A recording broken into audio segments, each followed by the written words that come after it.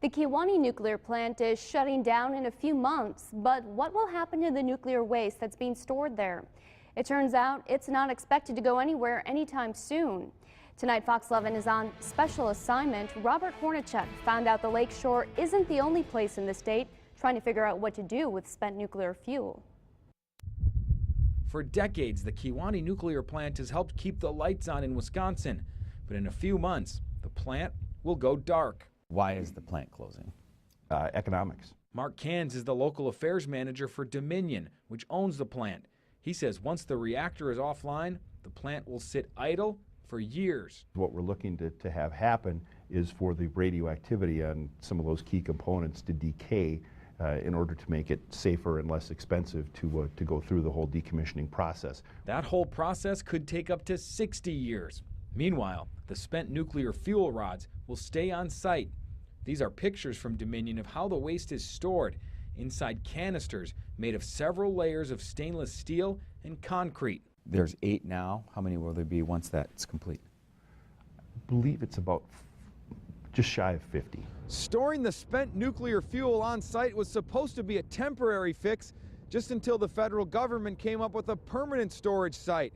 That was supposed to happen years ago, but the companies that run power plants and the people who live near them are still waiting.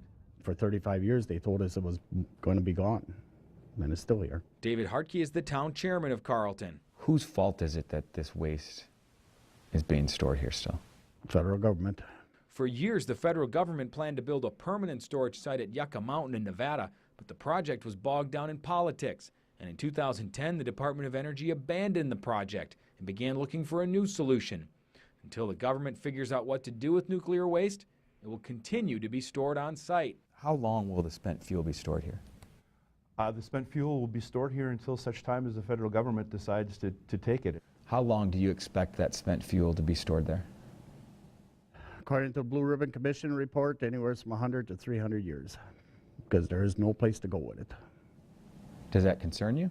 Definitely. Environmental groups share Hartke's concern. I think they need to come up with a better solution than just leaving them on the shore of Lake Michigan. Katie Nicola is with Clean Wisconsin. How long do you expect that spent fuel to be sitting on the shore of Lake Michigan in the dry casks?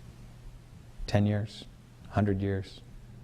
I would say forever. I mean, I have no reason to think that there's going to be any place else to take it. The storage is not just an issue at the Kewaunee plant. Across the state, near La Crosse, it's nearly the same story. The La Crosse boiling water nuclear reactor was shut down in 1987. Really, the process is the same. Don Egge is the manager of the plant, which is about 1/10 the size of the Kewaunee plant. Here, the spent nuclear fuel was stored inside a cooling pool until last year, when it was moved into these stainless steel and concrete containers. Just because a nuclear plant is shut down doesn't mean the costs go away. Here at the La Crosse boiling water reactor in western Wisconsin, it costs about $2 million a year just for security and monitoring of the spent fuel. Who pays for that? Ratepayers and taxpayers. Egge says the company pays for the cost out of its operations budget, but it also recently won a $37 million lawsuit against the federal government to cover the costs of storing the fuel. Everybody had a contract with the federal government to store the fuel, and it's in a contract that said they will come and take it. Until that happens, Egge says the on-site storage is safe. Is there any reason for people to be concerned about the waste being stored where it is? Well, like I said, the radiation coming off those canisters is negligible at any area where the public could be. So that's really, it's a very safe installation. It's a very safe way to store fuel.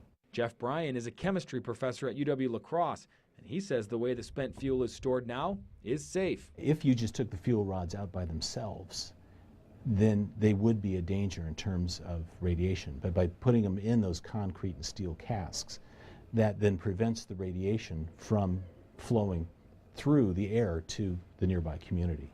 There's a small amount that gets through, but I did the math on it, and it's about the equivalent of having some bananas in your house. Bryan says bananas contain potassium, and all potassium contains a small amount of the naturally occurring radioactive isotope K40. He adds that interim storage sites spread across the country would make more sense than the current storage, mainly to make sure someone doesn't break in and release the harmful radiation. It's easier to guard something if you only have to guard a few piles rather than hundreds of piles of things. As long as there's spent fuel on site, there will be a need for security. Kent says it's not clear how that security will be paid for yet, but he says a special decommissioning fund paid for by Wisconsin ratepayers has $519 million in it. If and when the day comes that the federal government picks up the nuclear waste, Cairns says it's ready to be transported. Take the door off, pull the cask out, put it on a truck, a train, or whatever, and transport it to wherever it needs to go. Exactly. Do you think we'll see that happen in our lifetime? I thought Yucca Mountain was going to happen in our lifetime. I'm not so sure that that's the case anymore. Meanwhile, the frustration for some continues. The federal government should live up to its obligation and remove it. But Hartke says he's not holding his breath. For Fox 11 on special assignment, I'm Robert Hornacek.